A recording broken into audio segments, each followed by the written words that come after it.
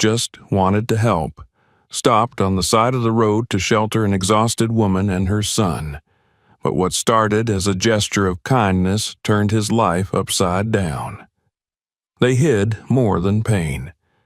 And one day, the truth knocked on his door. Subscribe. And write in the comments, where are you watching us from? The heat pulsed off the asphalt in waves, making the horizon shimmer like a dream half remembered. Somewhere in the distance, a crow called once, then again, its cry hollow and dissonant against the empty silence of the highway. Dust clung to the air like a second skin, and the smell of engine oil, burnt rubber, and metal hung heavy in the stifling summer afternoon. Alicia Carter sat rigid behind the wheel of a battered silver sedan that had seen better decades. Her knuckles were white where they gripped the steering wheel, her jaw set so tightly it looked like it might crack. The air conditioner had given out miles ago, and beads of sweat trailed down her temple, sticking strands of hair to her skin. Her eyes, dark and sharp, scanned the endless road ahead, but her mind was somewhere else, caught in the echoes of a conversation she wished she could forget. "You know how kids are," the principal had said, smiling that polite, condescending smile that made Alicia want to scream. "Boys roughhouse. You can't take everything so personally." Her son had come home with a swollen eye, a split lip, and silence etched across his face like a scar. He hadn't cried, he hadn't spoken, and when she tried to coax it out of him, he just muttered, "They said I don't belong." That was 3 days ago. Now they were somewhere in the flat expanse of the rural Midwest, the map on her dashboard marked only by circles and question marks. She didn't know exactly where they were going, only that they were leaving, that they had to. She'd sold her furniture, closed her accounts, packed what little they owned, and walked out.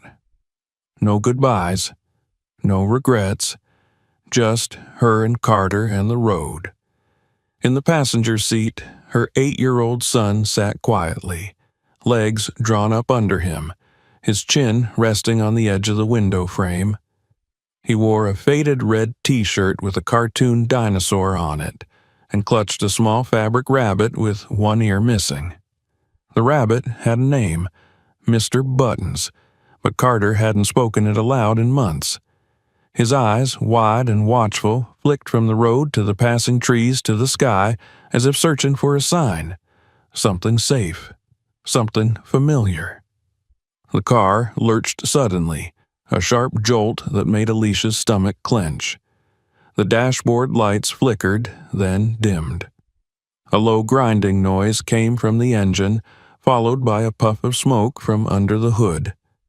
She cursed under her breath, pulling the car to the shoulder of the road. Gravel crunched beneath the tires as the vehicle coasted to a reluctant stop, shuddered once, and died. Alicia sat there for a moment, both hands still on the wheel, her heart hammering against her ribs. This couldn't be happening.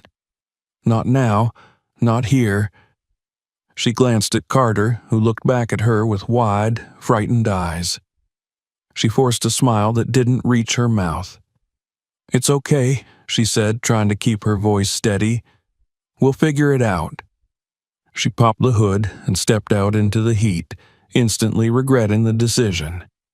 The air outside was even hotter than inside the car, and it pressed down on her chest like a weight.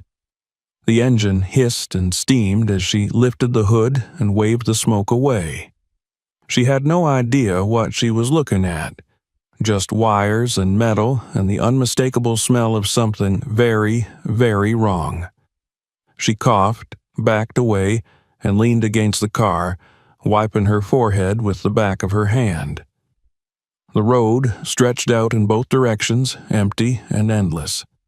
No towns, no signs, no shade, just a few scattered trees and the low hum of insects. Carter had gotten out too. He stood beside her, his hand slipping into hers. She squeezed it, trying not to show how terrified she felt. Her throat was dry, her head throbbing from the heat. Her knees wobbled slightly beneath her. "We need help," she murmured, more to herself than to him. She reached into the car for her phone and stared at the screen. No service. Of course. Minutes passed, then an hour. The sun continued its relentless crawl across the sky, baking the car, the road, the earth. Alicia felt lightheaded. She leaned against the side of the car, then slid down to sit on the gravel, her breath coming shorter. Her vision swam. Carter sat beside her, his small hand patting her arm, unsure what else to do. "I'm okay," she whispered, but she wasn't. The last thing she saw before the world blurred to black was her son's face, frightened and brave, as he stood up and stepped toward the road. Carter didn't cry. He didn't call out. He just stood near the edge of the road, clutching Mr. Buttons in one hand, the other raised, palm out, waving slowly at every distant vehicle that appeared and disappeared in shimmering heat waves. Most sped past. A few slowed, then moved on. He counted them like heartbeats. Then came the growl of an engine that didn't fade. It grew louder, closer, and a shadow fell across the road as a large 18-wheeler eased into view, slowing before it even reached them. The truck stopped, brakes hissing like a warning. Carter stepped back, afraid. The door opened, and a man climbed down. He was tall, broad-shouldered, with rough hands and a beard flecked with gray. His face was sun-weathered, his eyes light. He wore a faded plaid shirt and dusty jeans. He looked like someone from a movie, someone Alicia would have avoided without hesitation. But Carter didn't run. He just stood there. The man crouched, keeping his distance. "Hey," he said gently, "are you okay?" Carter nodded once. "Is that your mom?" the man asked, pointing toward the still figure by the car. Another nod. The man stood slowly, walked over, and knelt beside Alicia. He checked her pulse, tilted her head back slightly, then looked around. There was no one else in sight. He walked back to his truck, grabbed a cooler, and returned with a bottle of water, a clean cloth, and a small first aid kit. He poured some water onto the cloth and dabbed Alicia's forehead. Her eyelids fluttered, but she didn't wake. He looked at Carter. "I'm going to take you somewhere safe," he said, "just until she's better, okay?" Carter hesitated, then nodded. The man lifted Alicia carefully, carrying her like she weighed nothing. Carter opened the passenger door to the truck, climbing in silently. The man placed Alicia on the bench seat, buckled her in gently, then shut the door and climbed behind the wheel. The engine rumbled to life, and they pulled away from the roadside, the broken car shrinking in the side mirror until it disappeared. It took an hour to reach the place. The truck turned off the main road and followed a narrow dirt path through a cluster of trees. A small cabin came into view, tucked between the woods and a gravel clearing. It had a porch with a wooden swing, a chimney that leaned slightly, and flower boxes with long dead stems. The man parked the truck, climbed out, and opened the door for Carter. "My name's Noah," he said simply. Carter nodded, not offering his. Noah carried Alicia inside, laying her on a worn couch in the main room. He covered her with a blanket and placed a pillow under her head. Carter stood nearby, arms crossed, eyes wide. His rabbit hung limply in one hand. Noah knelt beside him. "She's gonna be okay," he said. He pointed to a small shelf lined with books and toys. "You can look around if you want. There's food in the kitchen. Take anything." Carter didn't move. Noah didn't push. He simply stood and walked to the stove, lighting a fire. The cabin filled with the scent of wood smoke and warmth. Outside, the sky darkened and the wind picked up, rustling the leaves like a soft warning. Inside, for the first time in a long time, there was stillness. Not fear, not noise, just stillness. And somewhere, buried deep inside Carter's chest, something uncoiled. It was the smallest flicker of hope. It was the first breath of something new. It was the beginning. The cabin was quiet except for the occasional creak of the settling wood and the low hiss of the fire crackling in the stone hearth. Alicia drifted in and out of a feverish haze, the scent of smoke and something warm and savory drifting in and out of her senses. Her eyelids fluttered. Each time she surfaced, the world around her shifted. Carter's voice whispering something she couldn't make out. The thud of boots on the wooden floors, the rattle of pans, the rustle of fabric. But when she tried to open her eyes, the light was too sharp, the air too heavy. She finally came to fully when the fire had burned low and the sky outside had dimmed into a bluish haze. Her throat was dry, her limbs sore and heavy, but it was the unfamiliarity of the room that sent her heart racing. She sat up too fast, the pain blooming instantly in her shoulders and ribs, sharp and blinding. She gasped and fell back with a cry, her eyes flying open. A man sat across the room. He looked up when she moved, his posture still, his eyes calm. The beard, the boots, the flannel shirt, it all hit her like a punch. Panic surged through her. She reached instinctively for Carter only to find an empty space where he should have been. "Where's my son?" Her voice was hoarse, but it cut through the silence like glass. The man didn't rise. He just leaned forward slightly and spoke in a low, steady tone. "He's safe. Sleeping. My daughter tucked him in." Alicia blinked, her chest heaving as her thoughts tried to catch up with the facts. Her son, sleeping. A daughter? Her eyes scanned the cabin again, taking in the details she hadn't before. The faded family photos on the wall, the bookshelf lined with worn paperbacks, the patched rug on the floor. This wasn't a stranger's trap. It was someone's home, lived in, cared for. Still, the fear didn't loosen its grip. She stared at him, every muscle in her body rigid. Her voice shook. "Who are you?"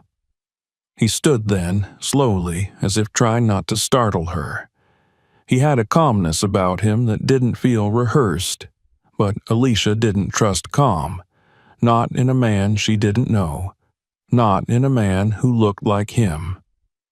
"Noah," he said, "Noah Mercer." He crossed to the small kitchen, filled a tin cup with water, and brought it to her. She flinched when he approached, and he stopped several feet away, extending the cup with one hand. "You were dehydrated, exhausted. I didn't touch your bag, your wallet, nothing. Your car broke down. Your son waved me down on the highway." She stared at the cup for a long moment, then at him. Then, with trembling fingers, she took at it. The water was cool and clean and tasted like safety should taste, but she still watched him like he might explode. He returned to his chair, giving her space. "You've been out for almost a day," he said. Her grip on the cup tightened. "You should have taken me to hospital." "I would have," Noah said, "but I figured if you wanted cops or doctors, you'd have asked for them. I got the feeling maybe you didn't." He didn't say it like an accusation. He said it like someone who understood things didn't always go the way they should. Alicia didn't answer. She couldn't. Because he was right. She looked down at her arm, noticing now the makeshift brace that held her shoulders still. A shelf board, some fishing line, duct tape. Not elegant, but effective. She remembered falling, the heat, Carter's hand in hers, then nothing. "You did this?" she asked, her voice quieter now. He nodded. "You were hurt. I've done worse fixes on worse wounds. Used to work mountain rescue, before the truck." She looked up again, searching his face for signs of a lie. There were none she could see. Just fatigue, maybe. Sadness. Maybe both. Alicia wrapped the blanket tighter around her, her breath still shallow. "Why did you stop?" she asked. Noah looked at her for a long time. Then he answered simply, "Because your boy looked at me like he didn't expect anyone would." That silenced her, not because she didn't understand, but because she did. The fire hissed, throwing dancing light across the room. Outside, night settled into its bones, pressing cold against the cabin walls. Inside, Alicia tried to steady her racing heart. The world had taught her to be wary, especially of men like him, especially alone, especially now, but Carter had felt safe enough to sleep. That counted for something. Her eyes drifted toward the hallway. "You said your daughter?" "Rowan. She's 6. Neighbor watches her during my routes. She's home now." "Your wife?" He hesitated. "Gone 5 years?" Alicia didn't ask more. The silence felt oddly safe. Later, when Noah had gone to the other room, Alicia sat in the dim glow of the fire, eyes scanning the space. Everything was in plain sight. No weapons, no locks. A kettle sat near the stove. A coat hung on a peg by the door. There was dust on the mantel, but not neglect. This was someone who lived quietly, not someone who lurked. She tried to move her arm and winced. The pain was sharp but clean, not dangerous. She could manage that, she always had. From the hallway came the soft scuffle of footsteps. A small girl appeared, her hair a tangle of curls, dragging a fox-shaped stuffed animal behind her. She peered into the room, then looked at Alicia. "Are you the lady my daddy found?" she asked in a whisper. Alicia blinked. "Yes." The girl crept closer, standing a few feet away. "I'm 6. My name's Rowan. Your boy fixed my flashlight." Alicia's heart thudded. "He did?" Rowan nodded solemnly. "He's kind of magic." She walked forward, gently placing the stuffed fox beside Alicia's pillow. "His name's Kip. You can borrow him until you feel better." Then she turned and disappeared back down the hall, her curls bouncing with each step. Alicia stared at the toy for a long time, then looked toward the empty chair across the room. She didn't say it aloud, but something shifted in her chest. The night passed slowly. Carter woke briefly and padded into the room, curling against her side. His small body was warm, his breathing steady. Alicia stroked his hair gently, her eyes open in the dark. She didn't sleep, not because she didn't want to, but because her guard had been up for so long she didn't know how to set it down. When morning came, light filtered through the curtains in pale stripes, softening the rough edges of the night. The smell of coffee and cinnamon drifted in from the kitchen. Alicia sat up, the pain in her side a little duller now. She walked slowly, barefoot, into the kitchen. Noah stood at the stove, flipping something in a pan. Rowan sat at the table, watching dough rise in a glass bowl like it might perform a trick. No one spoke as Alicia entered. She leaned against the wall, steadying herself. "Morning," Noah said quietly without turning. She nodded. "Smells like a bakery." "I bake on Sundays." She glanced at the calendar. "It's Wednesday." He shrugged. "Still helps the place feel less hollow." That struck something in her. He set a wooden tray on the table in front of her.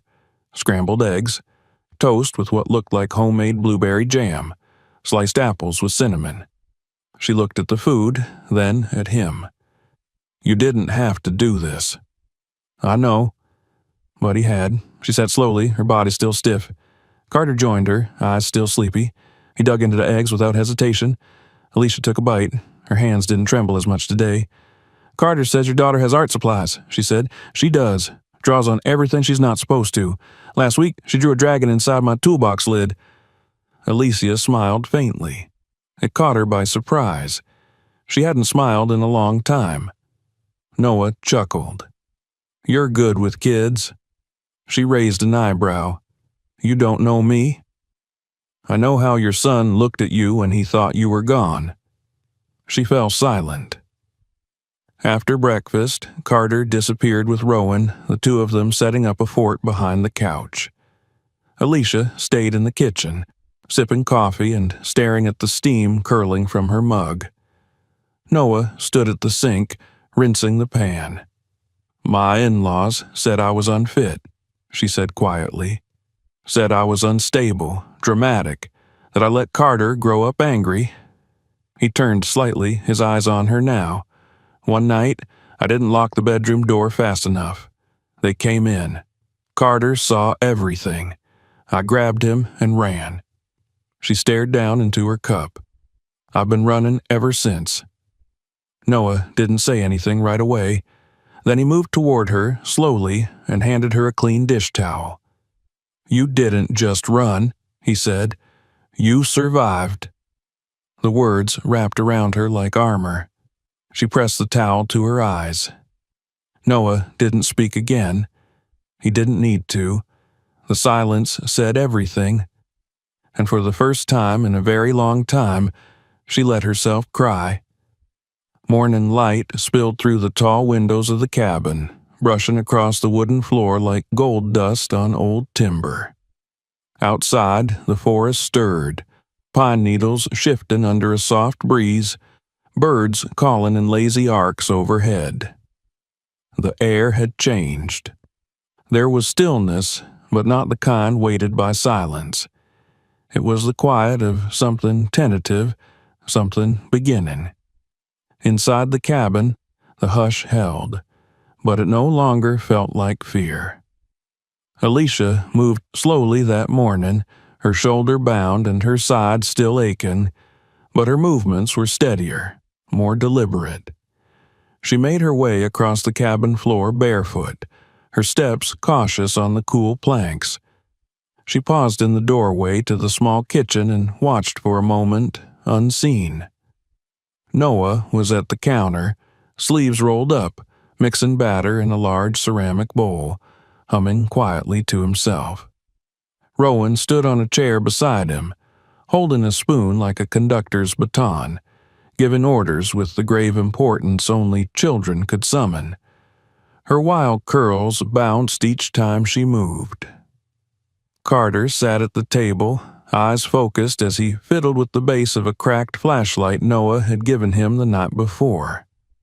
A screwdriver rested beside him. His brow was furrowed, tongue sticking slightly from the corner of his mouth in concentration. The rabbit with the missing ear lay beside the flashlight like a loyal assistant. Alicia's heart clenched at the sight. It wasn't just that Carter was safe. He looked like he belonged. Like he wasn't preparing to run anymore. She cleared her throat gently, and 3 pairs of eyes turned toward her. Rowan grinned and waved the spoon like a wand. Noah simply nodded. "Hungry?" he asked. She nodded, sitting down slowly. "What are you making?" "Pancakes," Rowan answered for him, "with blueberries and cinnamon and secret stuff." "Secret stuff?" Alicia echoed, raising an eyebrow. Rowan leaned in, whispering conspiratorially, "Vanilla." The pancakes were good. So good that Alicia had to stop herself from eating too quickly, from acting like she hadn't had a real meal in days. She wasn't used to anyone else cooking for her. She wasn't used to trusting the food, but she did. Somehow she did. Carter offered her a bite of his, then returned to the flashlight. Alicia watched him for a moment, noting the way he handled the tool, the way he worked with deliberate care. Noah was watching too. "He's good with his hands," he said. Alicia nodded. "He takes things apart. Sometimes he even puts them back together." Noah smiled faintly. "Looks like he's halfway to rewiring my cabin." "Don't tempt him," Alicia replied. Rowan giggled. After breakfast, the children retreated to the living room, building a fort between 2 armchairs using an old quilt and some couch cushions. Their laughter floated down the hall like warm light. Alicia helped Noah with the dishes, moving slowly, but insisting on contributing. He didn't argue. "You don't have to play host," she said after a while. He shrugged.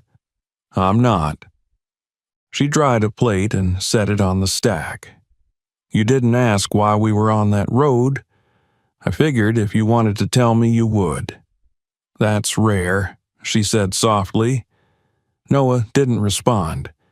He rinsed the pan and set it aside. Alicia leaned against the counter, watching him. "I left because people stopped listening," she said. "When Carter got hurt and I tried to speak up, they treated me like I was a problem, like my anger was a real issue, not what happened to him. They said I was making it racial." Noah turned, drying his hands on a cloth. He didn't interrupt. "I tried everything, lawyers, letters, protests, but I realized nothing was going to change. Not for him, not there." "You did the right thing," he said simply. She looked at him. "Even if I have nowhere to go?" He met her gaze. "You're not nowhere." That stayed with her. Later that morning, Noah invited Carter to the shed out back, where he kept his tools and old parts from previous repairs. Alicia hesitated but let him go, watching from the porch as the two disappeared around the corner. She could hear Carter's voice, excited and animated. A hammer tapped, a wrench clinked. The occasional curse word slipped from Noah, followed by a whispered apology when he remembered Carter could hear him. Rowan pulled Alicia's hand. "Come sit on the swing with me." The porch swing creaked as they settled in. The wood was worn smooth by time, the chains steady. Alicia felt the sun on her skin for the first time in what felt like years. Real sun, not filtered through a car window or heavy with worry. Rowan kicked her feet, propelling the swing gently. She looked up at Alicia with serious eyes. "You're pretty," she said. Alicia blinked. "Thank you. And your boy is nice. He let me use his flashlight even though it was broken." "That's very sweet of him." Rowan nodded. "He fixed Kip's tail, too." Alicia glanced down and noticed the fox toy had been sewn clumsily but lovingly at the seam of its tail. She swallowed against the lump in her throat. "Thank you for sharing him," Alicia said quietly. Rowan beamed. Later, when the children napped in the fort, Alicia sat with Noah in the kitchen again. The kettle whistled, and he poured tea for both of them. It smelled like mint and chamomile. She watched him closely, the way his movements were calm but sure, unhurried. She hadn't realized how rare that was. "I don't know how to trust this," she admitted after a long silence. He didn't pretend not to know what she meant. "You don't have to." "I'm trying," she said. "That's enough." She looked down at her cup. "I've never had anyone just show up without wanting something." "I've been helped before," Noah said, "when I didn't deserve it." He didn't elaborate, but she saw the shadow pass over his face. "Do you believe people can change?" she asked. Noah thought for a long time. "I believe people show you who they are, eventually, whether they want to or not." She nodded slowly. "I've seen that. Too much." That evening, the kids asked for a campfire. Noah agreed, and they gathered wood together, piling it in the stone ring behind the cabin. As dusk fell, the flames danced into the darkening sky, flickering warm against their faces. Alicia sat close to Carter, and his hand tucked in hers. Rowan leaned against Noah's side, her eyes half closed. Carter poked the fire with a stick. "Can we stay here?" he asked suddenly. Alicia didn't answer. Her throat closed around the words. Noah looked at her, then at Carter. "You're welcome as long as you want." Later that night, after the children were asleep and the fire had burned to embers, Alicia stood on the porch alone. The forest was dark and still. crickets humming in rhythm with the wind. She wrapped the shawl tighter around her shoulders and stared into the trees. Noah stepped out beside her. He didn't speak at first, just stood there. "You're not afraid of me anymore," he said finally. "I am," she replied honestly, "but not in the same way." He nodded. "That's fair." "I spent most of my life afraid," she said, "of losing control, of being wrong, of being seen as angry when I was just tired." He glanced at her. "You don't look angry." She smiled faintly. "Neither do you." The silence stretched again, but it was comfortable now. "What are you afraid of?" she asked. He hesitated. "That this is temporary." She looked at him, and the question rose in her chest before she could stop it. "Does it have to be?" He didn't answer, not with words, but the way he looked at her, quiet, steady, real, was enough. Inside the cabin, the fire crackled, and the children slept in a makeshift fort of cushions and hope.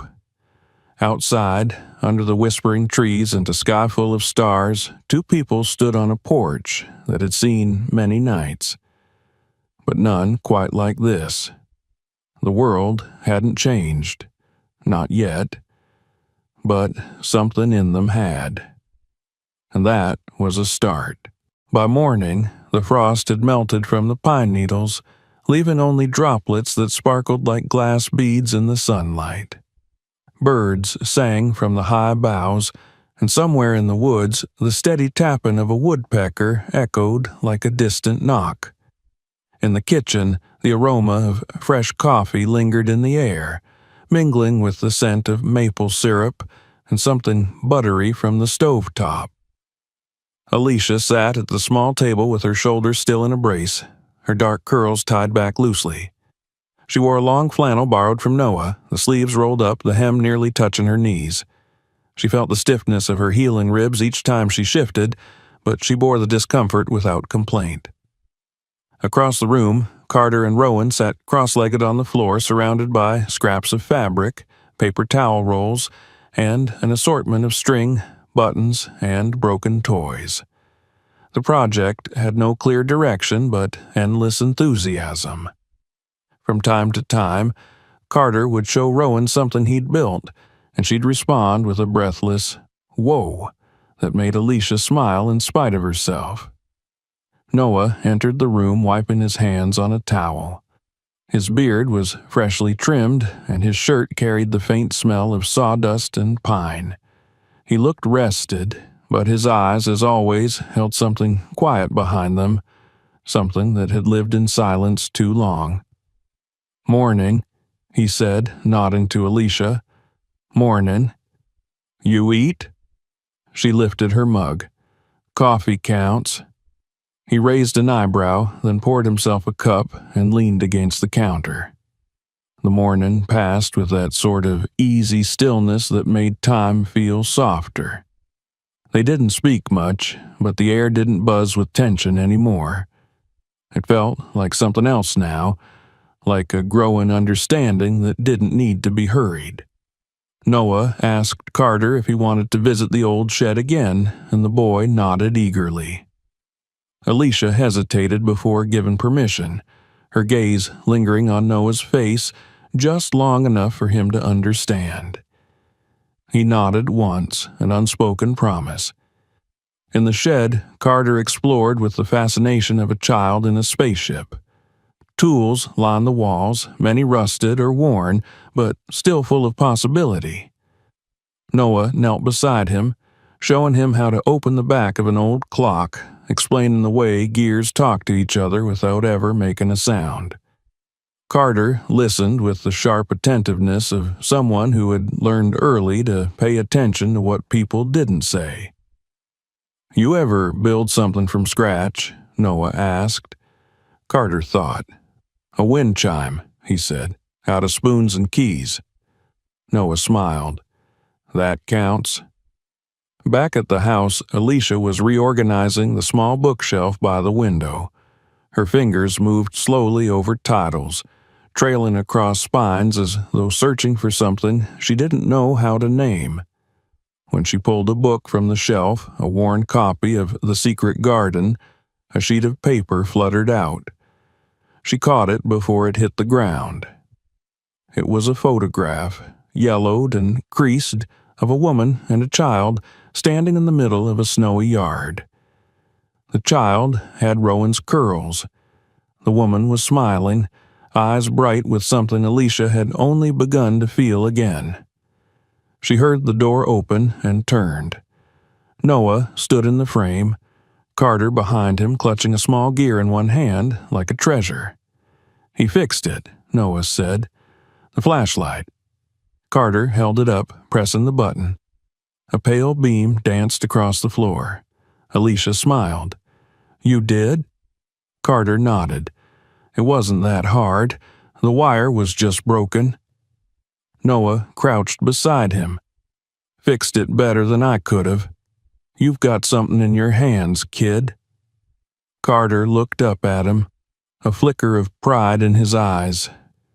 That evening, as the sun dipped behind the trees and shadows stretched long across the clearing, Alicia stood outside with a blanket wrapped around her shoulders.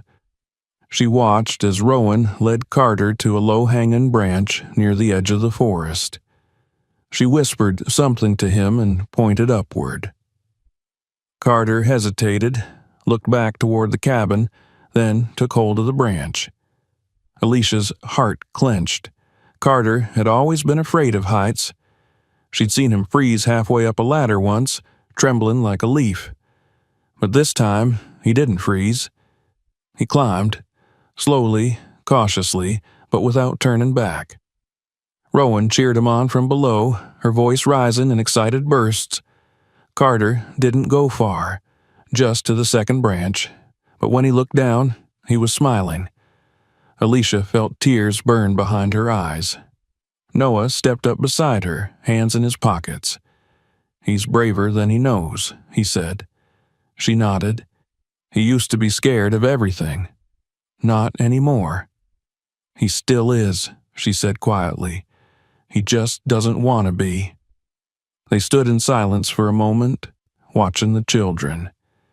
"He trusts you," she added. "I'm trying to be worthy of that." Alicia looked at him then, really looked. The lines at the corners of his eyes, the scar on his knuckle, the way he didn't fill silence with empty words.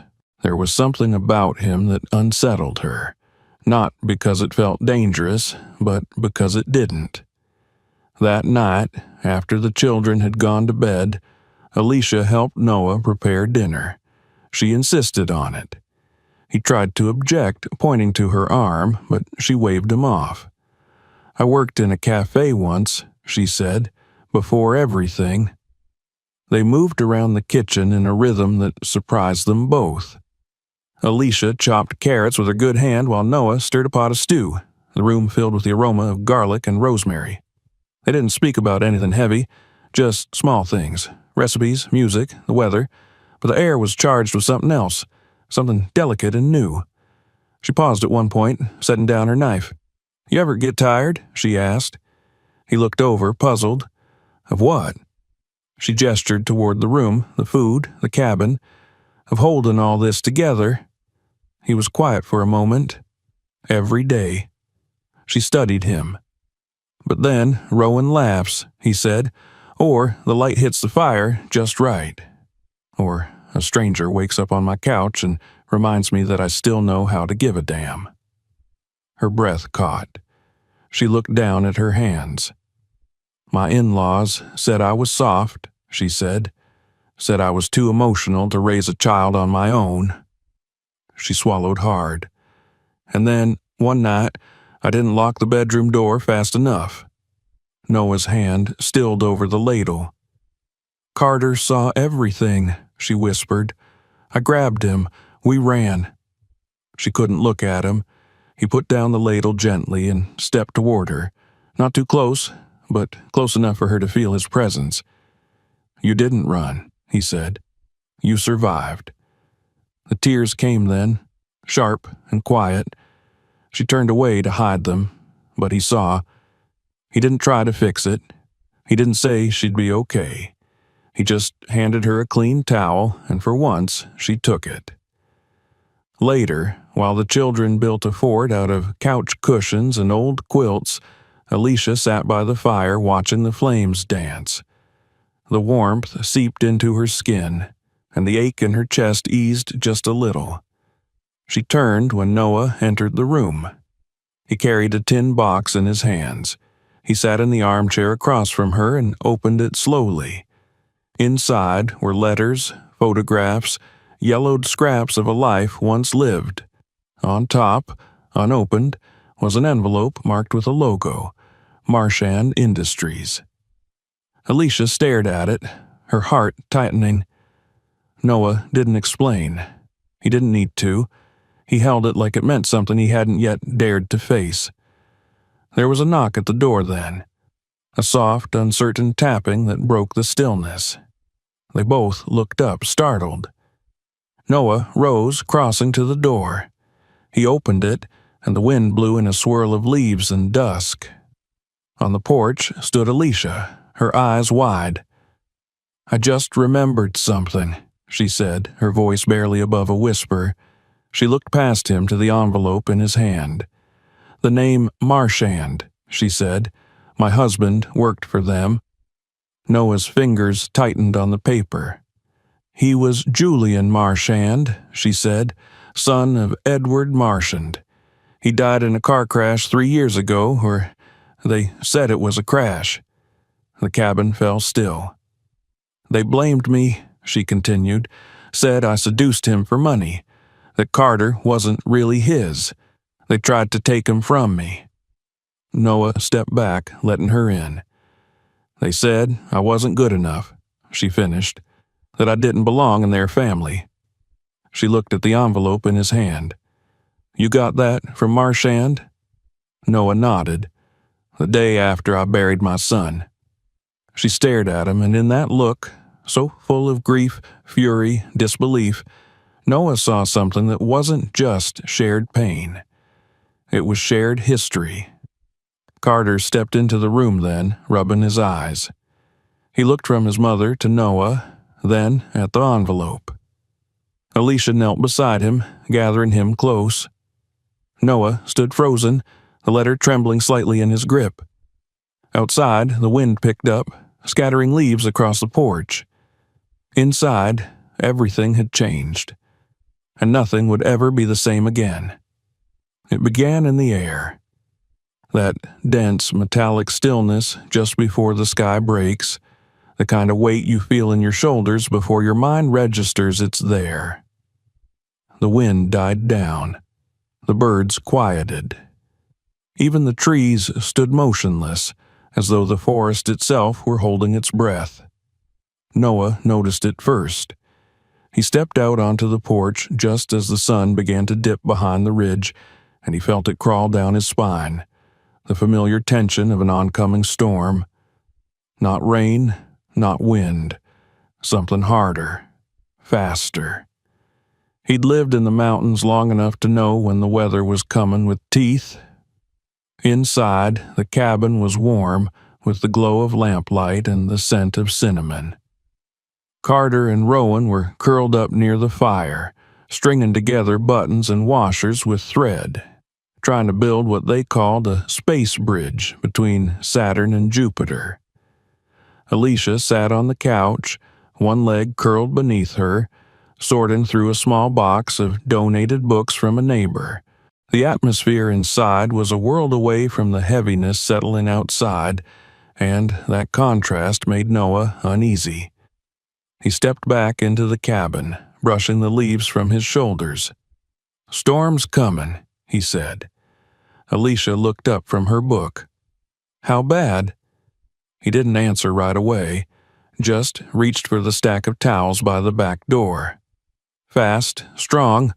We'll want to keep the kids in one room." That was all she needed to hear. She moved into quiet action, folding blankets, tucking one under her arm, calling Carter to help gather their things from the fort they'd built. There was a rhythm to it now, this partnership that had formed wordlessly between her and Noah. No raised voices, no panic, just two people moving in tandem.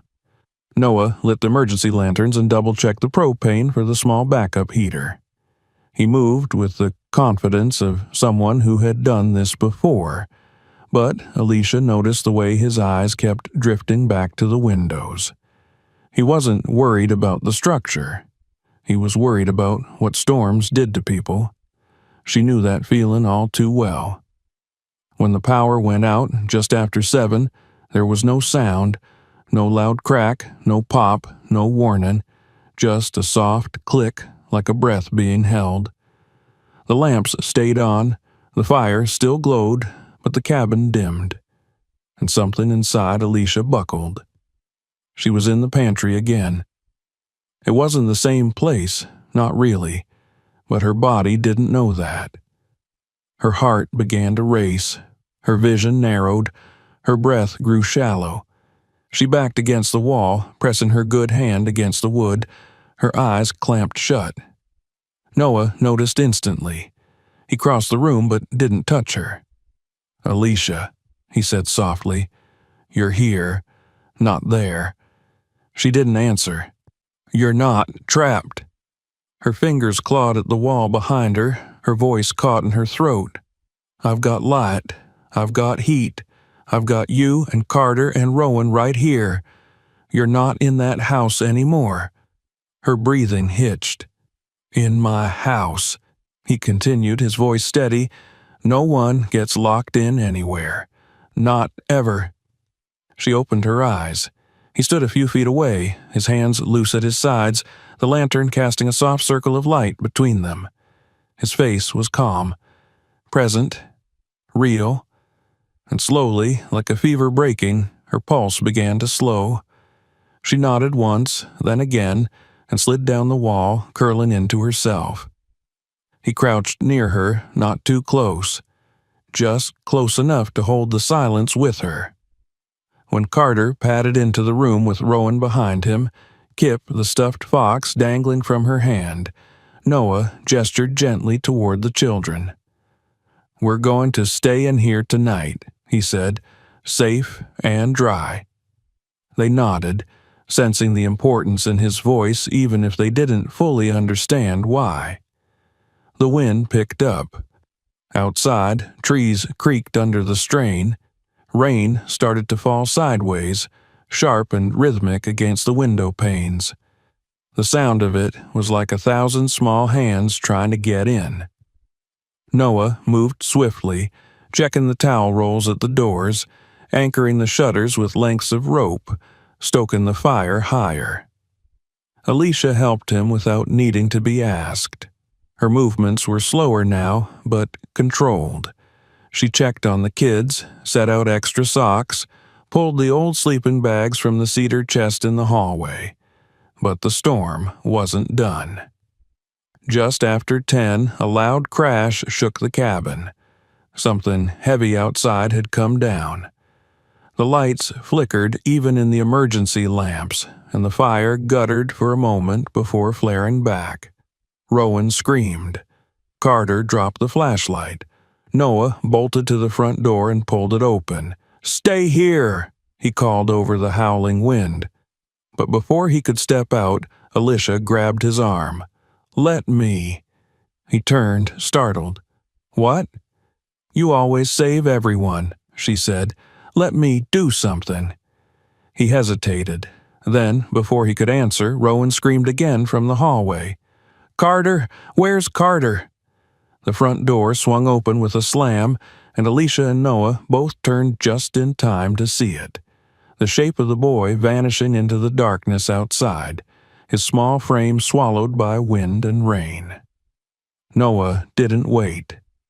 He grabbed his coat, yanked on his boots, and tore into the storm. Alicia was right behind him. Rain lashed at their faces. The cold hit like ice. But they pressed forward, shouting his name into the wind. "Carter!" They followed the faint outline of his footprints in the mud toward the old tree at the edge of the clearing, where a broken swing hung from a bent branch. Alicia's heart was slamming against her ribs so hard she couldn't breathe. Then she heard it. A voice. Small, trembling. "Mom, I dropped it." She ran towards the sound, slipping once, catching herself on her injured arm with a sharp cry. Noah reached her, helped her up, then pointed toward the tree line. There, under the shadow of a fallen branch, was Carter, soaked to the bone. Mud smeared across his face. His hands clutched something tightly. Noah ran first, kneeling in front of him. "Are you hurt?" Carter shook his head. His teeth chattered. "I dropped Kip," he said. "Rowan was scared. I didn't want her to lose him." Noah looked down. In Carter's mud-covered hands was the stuffed fox. A lump rose in his throat. "You're a good brother," he said hoarsely. Carter's voice was barely a whisper. "I'm not her brother." Noah pulled him into his arms, holding him tightly. "You are," he said, "in every way that matters." Back at the cabin, Alicia stripped off Carter's soaked clothes, wrapping him in the dry sleeping bag. She sat beside him, brushing his wet hair from his forehead, her lips trembling. Noah knelt across from her, building the fire back up. Rowan handed him a bundle of kindling without a word. Her eyes were wide but steady. Alicia looked at him over Carter's head. "Thank you," she whispered. He didn't answer, just nodded. When the storm passed sometime after midnight, the world outside the cabin looked different. Trees leaned at new angles. Leaves plastered the windows. The wind had calmed, but the silence it left behind was thick with meaning. Inside, Carter and Rowan lay asleep on a shared cot, Kip tucked between them.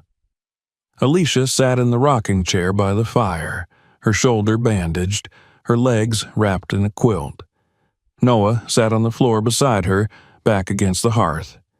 Neither spoke. Not for a long time. Then Alicia reached out and took his hand. It wasn't romantic, not yet, but it was real, a choice, a beginning. He looked at her, and in his eyes she saw the truth she hadn't dared to believe for years. He wasn't going to leave. And maybe, just maybe, she didn't have to run anymore. The morning after the storm arrived not with thunder, but with quiet. The rain had passed in the night, leaving the world washed and still, the forest softened by mist that clung to the pines and crept between the trees. Water dripped steadily from the cabin's eaves, and puddles dimpled with ripples as the wind brushed the surface.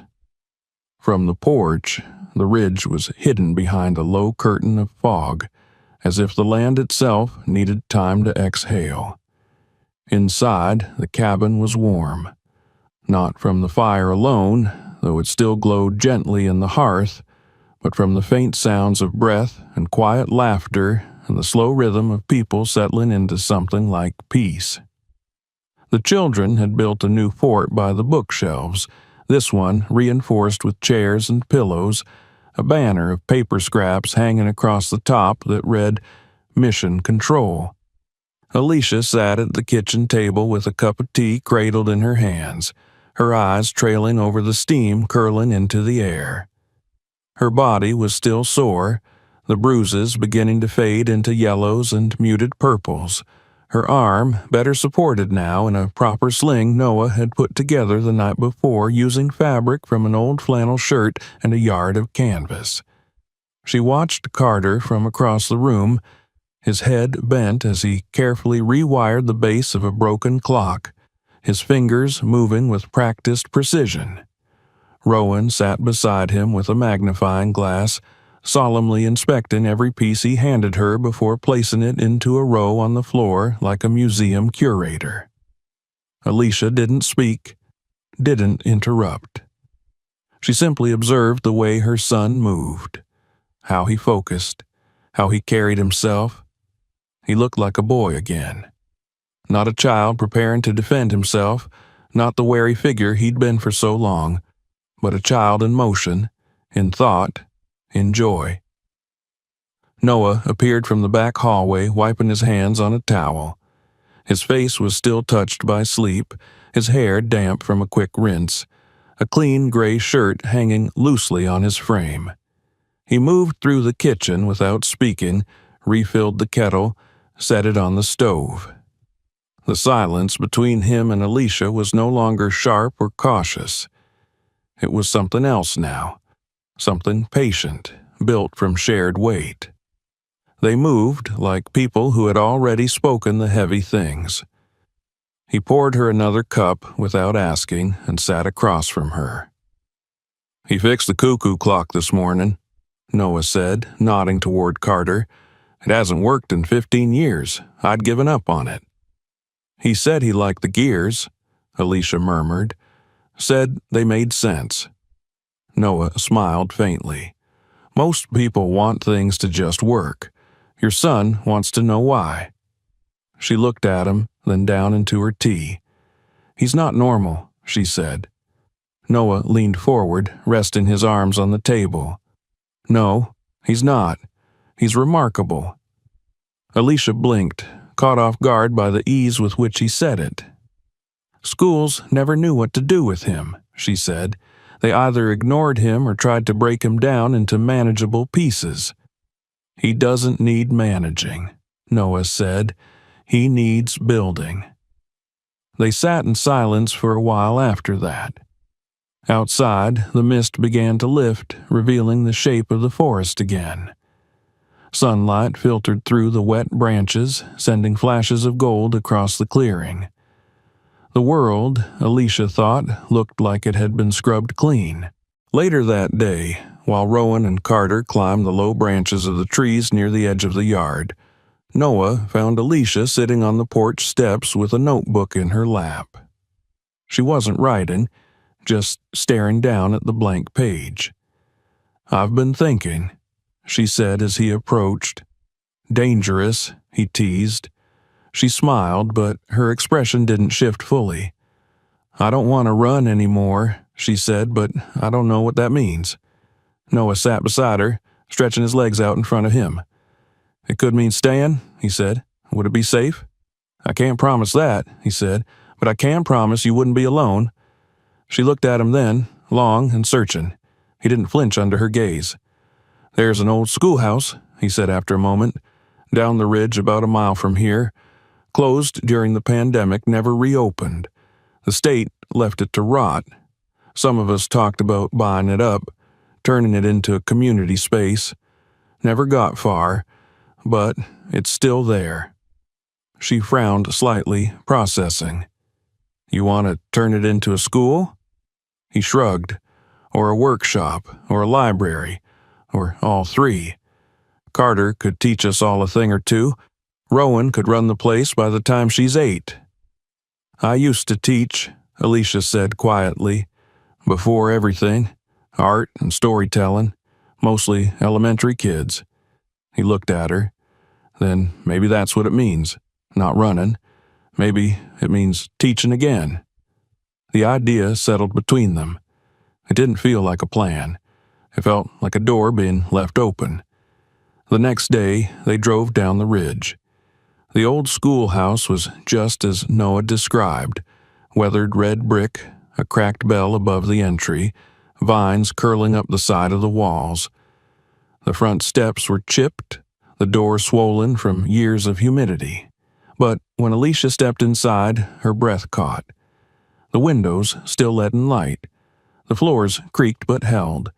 Chalkboards lined the walls, dusty but intact. Desks were scattered, some missing legs, others broken, but they were there. It wasn't perfect, but it was something.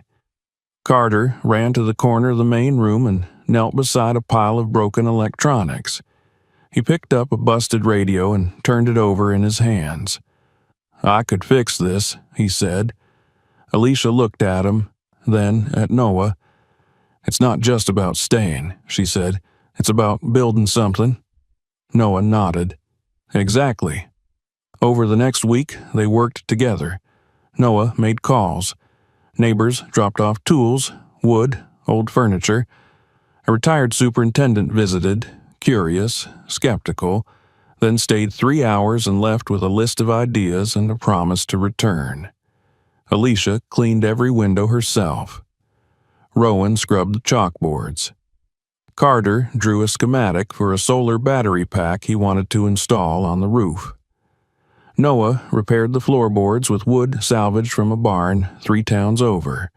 They didn't have money, but they had time. They had hands. They had each other. The day the first family showed up, an older couple with their granddaughter, a quiet child who hadn't returned to school since lockdown, Alicia didn't know what to say. The girl clung to her grandfather's coat and stared at the dusty floor with wide eyes. Carter stepped forward, offered her a piece of candy, and showed her where the crayons were.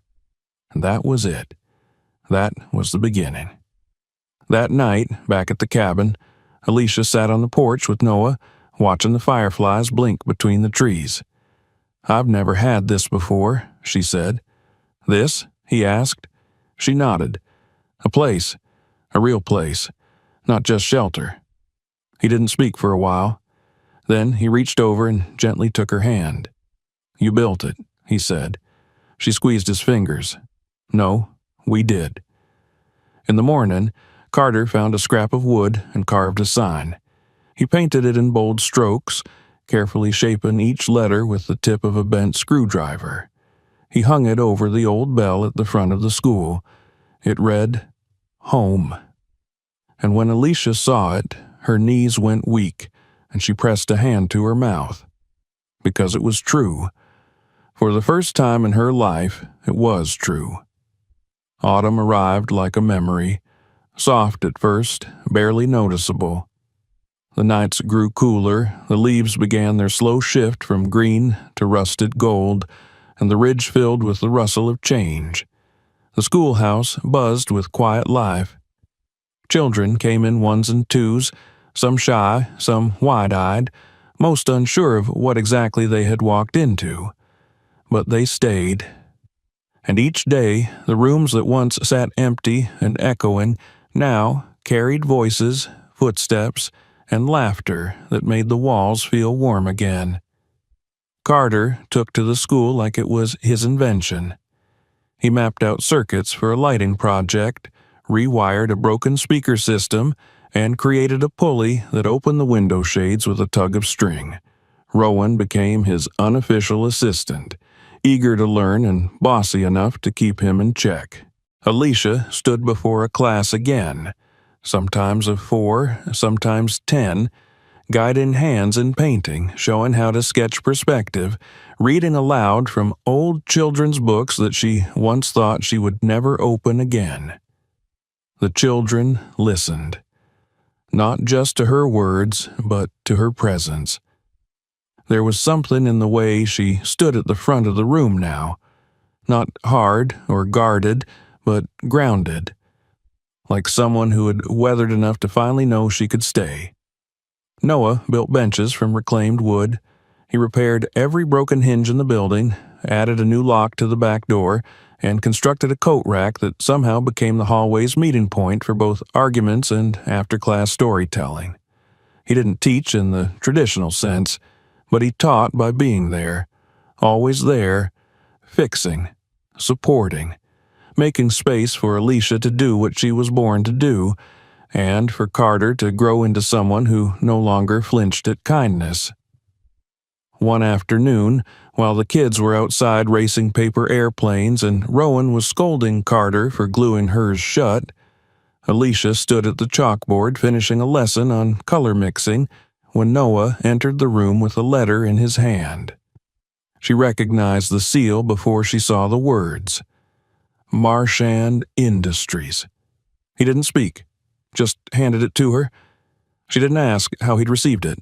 She only opened it. The letter was short, direct. A request for a meeting, not from a legal team, from Edward Marchand himself. "I want to come in person," he had written, "not with lawyers, not with threats, but with the truth, if you'll have me." Alicia's fingers trembled as she folded the letter.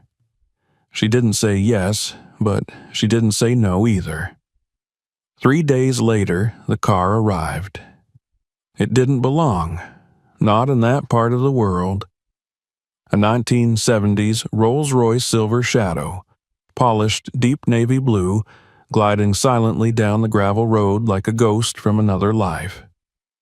It stopped just shy of the schoolhouse entrance, and for a long moment, nothing happened. Then the rear door opened. Edward Marchand stepped out. He wore a dark wool coat over a tailored vest. His white hair was combed back, his cane tapping softly as he crossed the dirt path. He looked older than in any photo Alicia had ever seen. Not just from age, but from carrying too much too long. His face was thinner, his eyes duller, but he stood straight, his shoulders squared like a man accustomed to being watched. Carter stood in the doorway, Rowan beside him. Alicia came to the threshold a breath later, Noah appearing just behind her. Edward stopped a few feet away. He removed his hat. "I didn't come with apologies I haven't earned," he said. Noah stepped forward, placing himself slightly between Alicia and the older man, not threatening, just steady. "You came a long way to say something," Noah said. "I did," Edward replied. He looked at Alicia. "You're thinner than I remember, but you're standing. I didn't know if you would be." Alicia didn't answer. Her arms were folded across her chest, but her feet stayed planted. Edward turned to Carter. "I knew who you were the moment I saw your photo," he said. "You have your father's eyes, and your mother's spine." Carter didn't speak. Edward dropped his gaze, then raised it again. "I failed him. My son. I failed you. I failed your mother. I watched things happen and told myself it was too late to stop them. But the truth is, I was just too proud to admit I was wrong." He looked at Noah next. "You're the man who picked them up on the side of the road." Noah gave a slight nod. Edward exhaled. "Then thank you. You did what I didn't." There was silence after that. Long, heavy, real. Rowan tugged on Carter's sleeve and whispered something. He didn't respond, just stepped forward. "If I take your name," Carter said, voice clear and small, "do I lose the one I have now?" Edward looked surprised. "No," he said. "The world might call you something different, but what you choose to be called is always yours." "And if I don't want both?" Carter asked. "Then I'll respect that." Carter turned back to Noah. "Do I have to go with him?" Noah shook his head. "You never have to go anywhere you don't want to." Carter looked at Alicia, then at Rowan, then back to Edward. "I want to stay here," he said. "I want to build things that don't just end up in stores. I want to fix things. I want to go to this school. With them." Edward nodded slowly. "Then that's what you'll do." He reached into his coat and pulled out a small box. Inside was a silver ring. "It belonged to your father," he said. "He never wore it. Said it felt like a chain, but he kept it." Carter took it. He didn't put it on, just held it. Edward stepped back. "Thank you for hearing me." He turned to Alicia. His voice faltered now. "I'm sorry I left you alone. I can't undo what I allowed to happen, but if there's any way I can make things right, I'd like to try." Alicia's eyes didn't soften, but they didn't harden either. "We built something here," she said, "and you're not going to take it." "I wouldn't dream of it." They watched him return to the car, cane tapping softly, breath visible in the cooling air. He got in. The door closed, the engine hummed, and the car rolled back down the gravel path and disappeared. That evening, the children fell asleep under the stars in a tent they'd pitched in the backyard. Rowan curled against Carter, and Kip the fox lay between them like a guardian. Alicia sat beside Noah on the porch, her head resting lightly on his shoulder. You believe him? She asked. I believe he regrets it. She was quiet for a long time. I wanted to hate him, she said. You still can. She smiled slightly. But I also wanted to be seen. You were. The moon rose slow and yellow over the trees. Later, Alicia found herself in the classroom alone. She stood in front of the chalkboard reading the words Carter had written earlier that day. What makes something worth building? She thought of the broken car, the empty road, the shed, the first fire, the bruises, the bread, the tears, the gear in Carter's fingers, the sign that said home. She picked up the chalk and added beneath the question, love and time. Then she turned off the lights and locked the door. Months passed, the seasons turned, the school grew, families joined, children laughed. Rowan became the de facto mayor of the lunchroom. Carter started a repair club for local kids. Alicia taught not just art, but storytelling. And Noah stayed, steady, present, unwavering. One afternoon in early spring, with sunlight streaming through the windows and the air full of sawdust and voices, Alicia turned to Noah as they cleaned the porch. I love you, she said. He didn't blink. He didn't pause. I love you too. They married in the clearing behind the school. Nothing fancy, just enough chairs, just enough flowers, just enough people who had walked with them through every storm. Carter stood beside Noah. Rowan scattered flower petals. Alicia wore a cream dress with a ribbon the color of the leaves that had once cushioned her fall. When Carter gave a speech, he stood in front of the gathered neighbors, his voice strong. I used to think I didn't belong anywhere, he said, but now I know. You don't have to be born into a family to find one. You just need someone to stop when you need them most. He turned toward Noah. You stopped, he said, and Noah, who had once lost everything, smiled as a boy who called him father spoke those words aloud. A few years later, Carter would return to that same bend in the road with a small wooden stake in his hand and a sign he'd carved himself. He knelt beside the ditch where his mother once lay unconscious and pressed the sign into the earth. The words read, Here, someone stopped, and everything changed.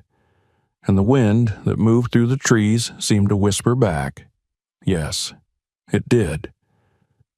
If this story moved you, consider subscribing so you don't miss the next one.